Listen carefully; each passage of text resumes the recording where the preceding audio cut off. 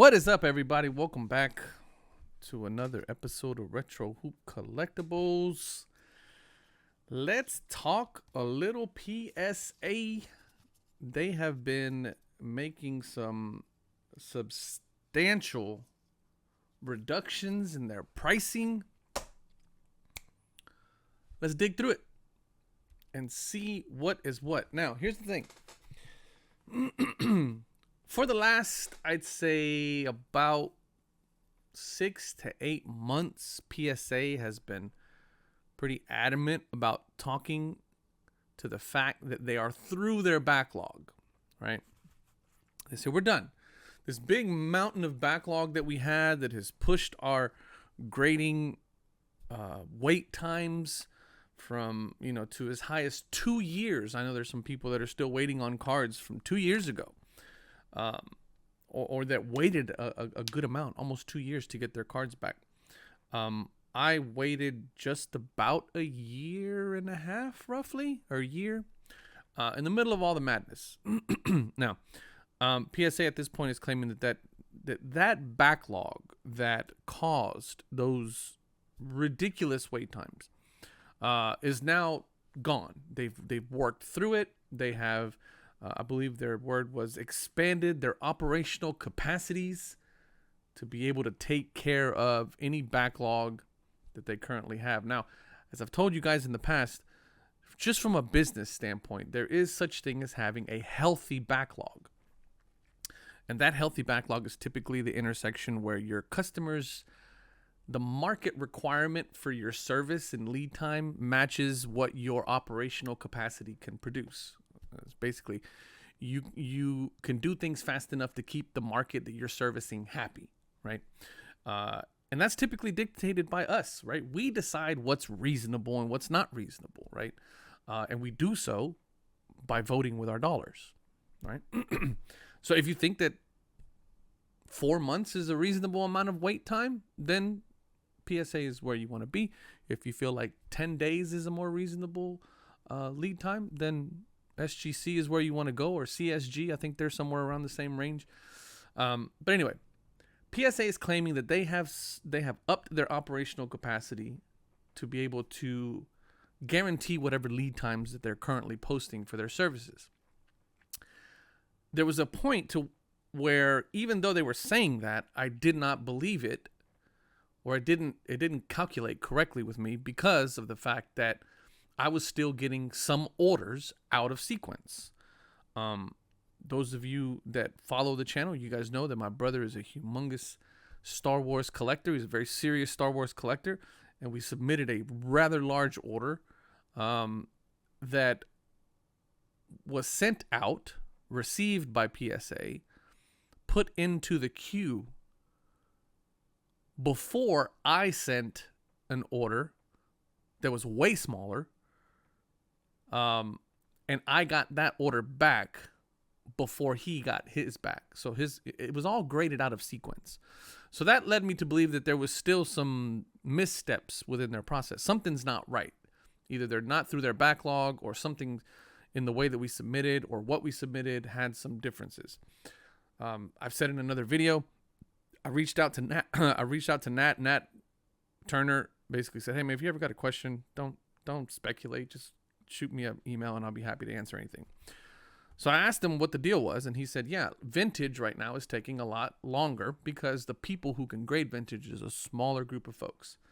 And he did mention back in November or December, when I asked him the question, that he anticipated that in February, right around February, they were going to be over the hump that those elite group of graders had, because they had, within the grand scheme of the backlogs, those elite group of graders who have been chosen to grade vintage had still a backlog. Even though the general backlog was gone through, vintage still had somewhat of a backlog. And so they were behind. And so he said that they anticipated that right around this time is when we would start to see that backlog dwindle down, or be at a point to where it was a healthy backlog. You guys will hear me talk about healthy backlog a lot. And I think that we're there now. The reason why I think that is because they recently, and we'll hop over here, put out grading specials. I know a lot of people are really hoping to see grading prices go back down to the single digit levels, and I do not think that we will ever see that again. I think these specials that they're showing now are the lowest we're going to see. $15 a card is going to be the lowest you will ever see, in my opinion. This is what I believe.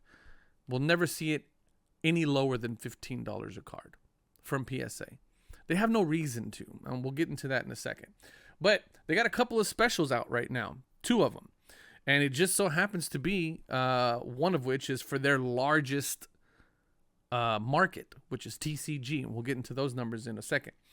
TCG and non-sports are $15 a card, 1980 to present, which you can't really put like a timeline on those, like vintage and modern and ultra modern, because I think it's all modern. But non-sports and vintage, non-sports and TCG, which actually, now that I'm thinking about it, I would not mind seeing my Marvel collection in some PSA slabs. $15 a card, not bad. Anyway, $15 a card, minimum of 10 cards, 10 card minimum, and they're looking at a 65 business day turnaround. That can be a little bit deceiving. Not deceiving, but 65 business days equates to about 3.5 months, roughly, is what you're going to be looking at. 3.5 months. So, for you TCG folks, there you go.